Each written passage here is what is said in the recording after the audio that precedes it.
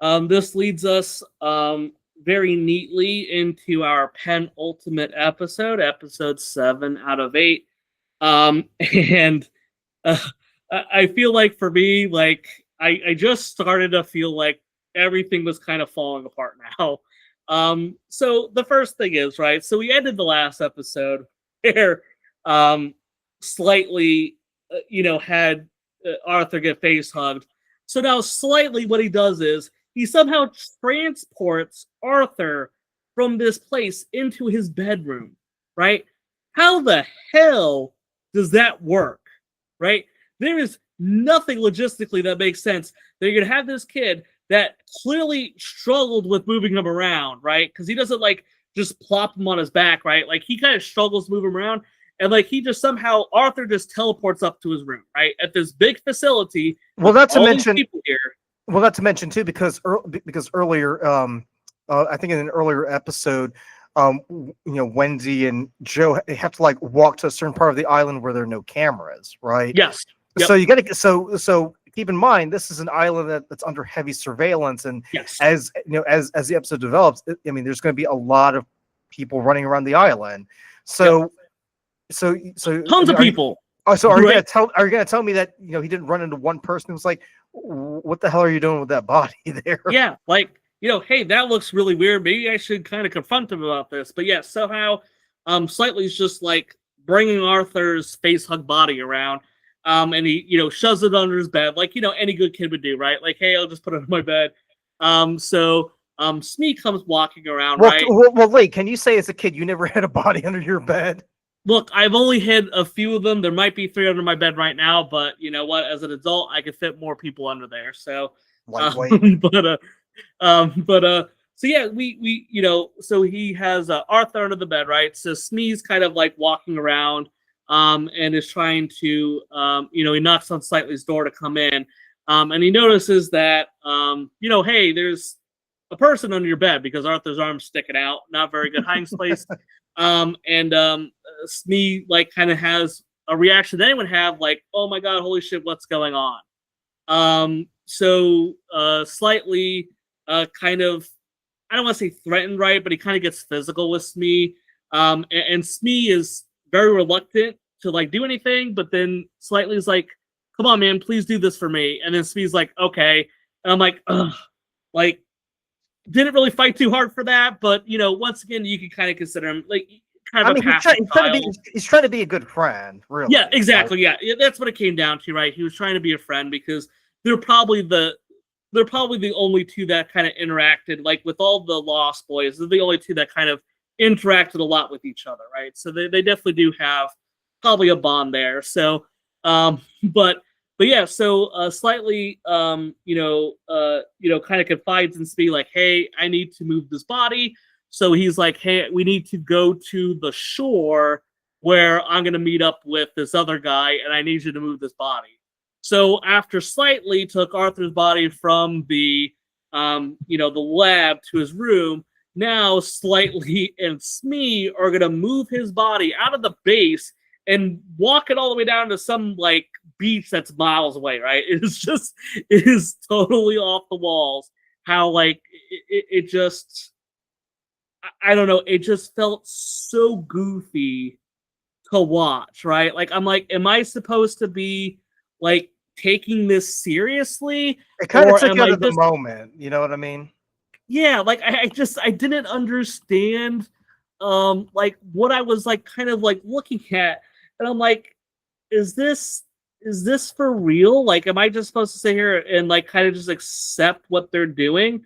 It's like watching Weekend at Bernie's, but it's serious, right? Like, I just didn't really know what was going on. Well, I wouldn't even say it's serious. Like, it's just executed in such a farcical manner. It's like, what?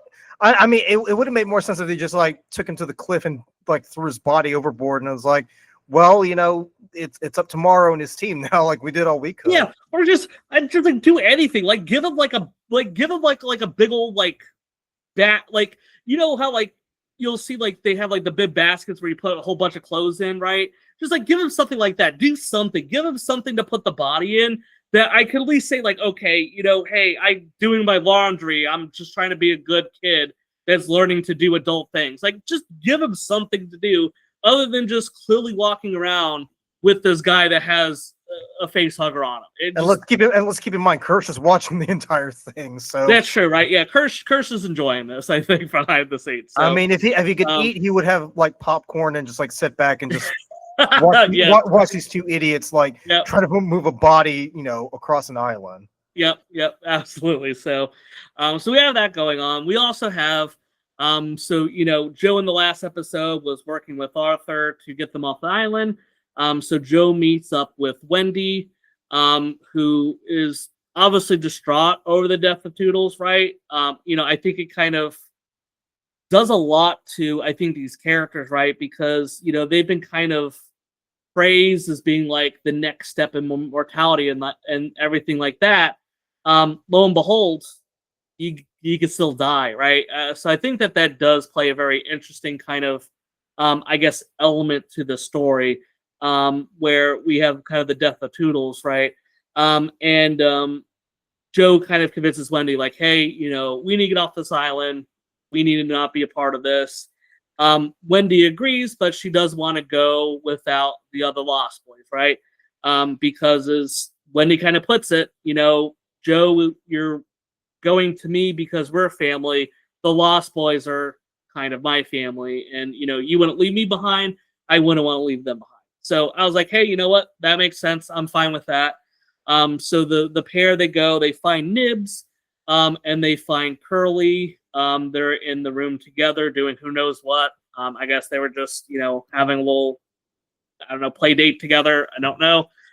So they bump into each other. So Nibs, they convince Nibs to go, but Curly stays behind because, she's the favorite and, blah, blah, blah.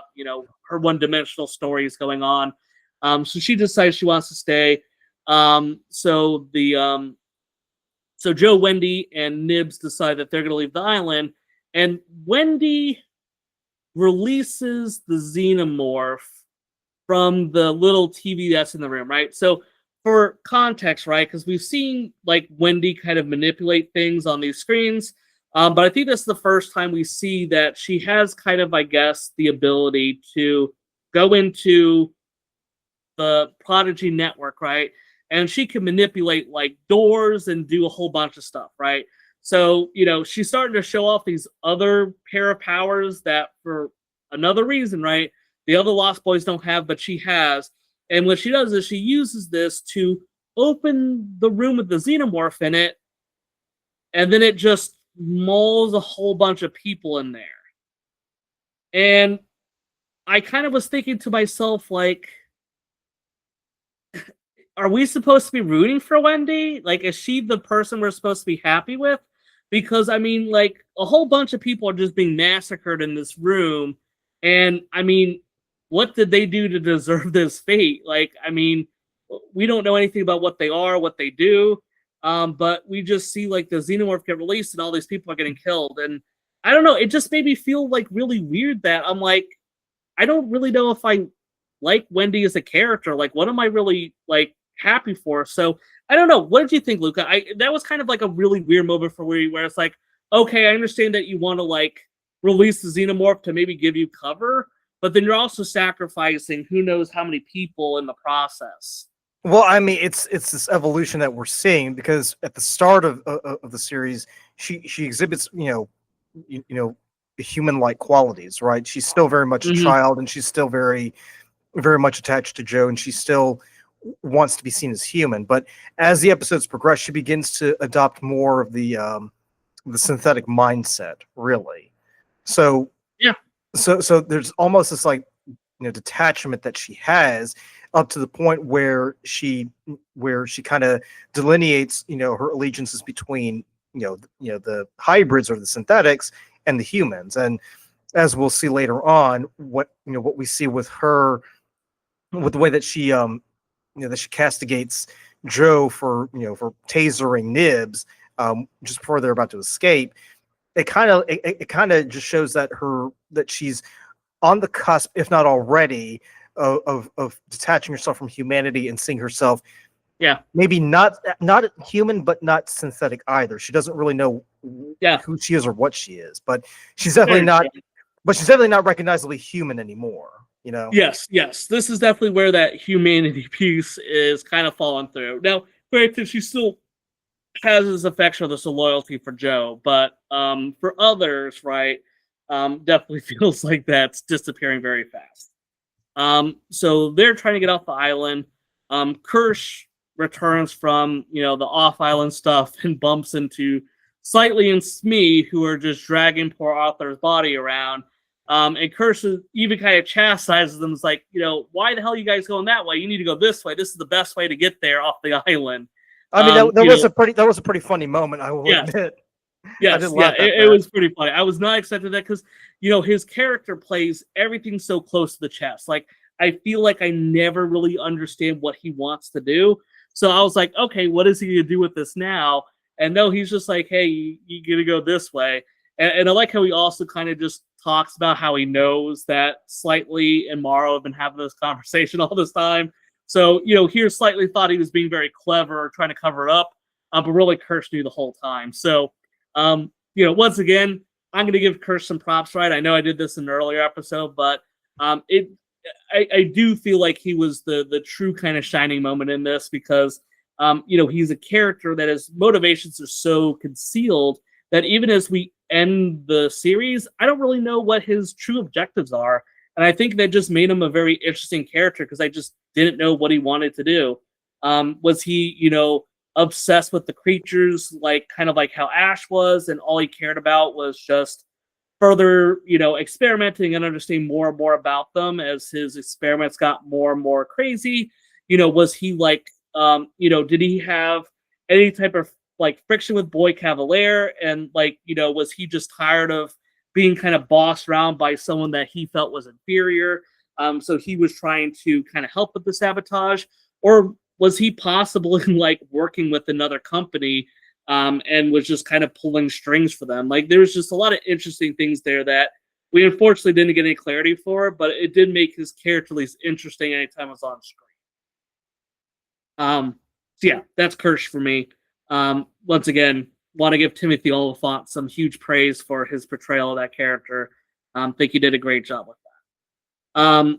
So as Kirsch kind of points Slightly and Smee the right direction, they continue to go down to the beach shore. We see that the face hugger fell off of Arthur, and now Arthur has regained consciousness. So Arthur is awake. Doesn't have all of his memories intact, so he's kind of in this weird state. So Slightly and Smee kind of make up this lie that there was a gas leak and we were taking people out and your wife's gonna be at the beach and everything. So they kind of flat out lie to him. So he kind of goes along with it. But as things kind of go on, he starts to kind of be like, this story is not making a lot of sense to me. It just sounds like a bunch of kids lying. But unfortunately for Arthur, it doesn't kind of last very long because the xenomorph that has been growing inside of him comes out, and Arthur dies right there. And this scene to me was one of the highlights of the show, and it's really brief, but it just shows how powerful it is. Because you kind of see Slightly and Smee's reaction to it, right? So the little, baby xenomorph pops out, and you see Slightly's reaction is, oh no, it's running away. I need to go after this, and this is not, I need to get this to save my family. Smee has this totally opposite reaction of feeling betrayal. His best friend lied to him and said oh, everything's going to be fine. And, I think that this is where Smee showed such a good job, and the actor did such a good job of showing this, just utter betrayal that his best friend did to him that put him in jeopardy, all for something that he was being lied to and manipulated about. So it's not a huge scene, but it's what I really liked, and it's what made me really appreciate Smee's character, because of all the Lost Boys, outside of Toodles, right, who we didn't really see a lot of, Smee's always been kind of the one that's, been there, and he doesn't really have all this really annoying baggage, right? He's just a kid being a kid trying to exist in this world. And to kind of just see him go through all these emotions of everything that happened and seeing Arthur die in front of his eyes, I think was just so well put together, and it just made me appreciate his character so much more. So was a scene I thoroughly enjoyed overall. So did you have anything you wanted to add with the death of Arthur here? Because this definitely kind of I think was one of the more significant deaths that we've seen so far. I mean, it was definitely significant for for the kids because they've never really experienced death. I mean, they didn't really experience death in in the proper sense, because Yes. because they were able to sort of cheat death by getting their brains or their minds transplanted into synthetic bodies. So is it this episode or the next episode where they actually discover their own graves? Because It's in episode 8. That was okay. yeah, it's when. Oh, wait a minute. No, I think it's episode 8. No, Okay. maybe it was just. I don't remember now. Crap. But either way, when they encounter their own graves, it's sort of like it's sort of like I think that's like the moment where all attachment to humanity kind of breaks, really. And I feel like with Smee, I feel like with him, I feel he's the most human out of all of them because he still retains that level of humanity, whereas Wendy kind of becomes detached, and well, Nibs is just, I mean, she's like any computer that malfunctions, you just reboot it and go on your merry way, right? So I think for Smee to kind of experience that and to kind of feel express those emotions, it kind of reminds him and others that they're still human at their core. I mean, physically they may just be nuts and bolts and all that stuff, but they can still think, they can still feel, they can still feel betrayed and react accordingly. So yeah, no, that's really well said. Yeah, that's a fantastic way of looking at it. Yeah, the more I think about it, I think it does happen this episode because I think they see the graves prior to them leaving the island, or at least I think it is this episode because in yeah. the next episode, Dame Sylvia goes to the grave. Yes, exactly. Yeah. So I think those are the two ones I'm kind of getting mixed up. But yeah, it is Dame. She's the one that sees it in episode 8 where she goes to the grave. So yeah, I think it's in this one. So we have Arthur's dead. So they decide like, hey, we're just gonna continue with our mission. So they just kind of drag Arthur's body behind them as they go to the coastline, and this is where they meet up with Morrow. Morrow realizes that hey, this isn't kind of what we had talked about. I think Slightly has, I think, a very realistic reaction to everything, and I do appreciate like the fact that he's a little kid, and you can sense his frustration, right? Like he tried his best to resolve it. He clearly had a lot of qualms over what to do, and I could certainly understand from his perspective, kind of the struggle of everything that he's going through, right? His mom is being threatened, and obviously for Morrow didn't kind of disclose everything to him either, right? So he just kind of implied like, oh yeah, well this creature's gonna jump on his face and that's it. He's not gonna talk about the chest burst that's gonna come out too. So for Slightly, I get where he's coming from, but unfortunately, I feel like at the end of the day, you could have resolved this better if you just started to talk about it. But it is what it is. So, but Morrow kind of takes the two of them, not really hostage, but takes them with them to go back to the base. And I like how, I don't know what the hell Morrow's strategy was for this, but he just like kind of walks in through one of the entrances, and you see that all of the like security for Prodigy is in that room with them. So I don't know what the hell Morrow was thinking. Like, I mean, it's not like they try to like be very sneaky or get here. There's just a whole bunch of people waiting for him. I don't know what their strategy was, but it kind of failed to me. They were not very sneaky about getting in here to locate these other specimens. I don't really know what their plan was, but it clearly did not work. But yeah, so Morrow and everyone gets captured. Obviously, the two kids go with Kirsch now, and they're quote unquote free. So we have that kind of happening. Cavalier, right? So he's been kind of, I guess, interacting more with the sheep hybrid, right? The eyeball sheep thing. So he's been kind of talking more and more with it, and slowly starts to understand more and more about its level of intellect. And he actually shows the sheep thing, right? Shows it pie, and kind of funny how it reacts to it, where he has the sheep be like, hey, what are the next 3 digits in this, right? So it's a 3.14, and I remember this from all my years, right? So the next 3 digits are 159.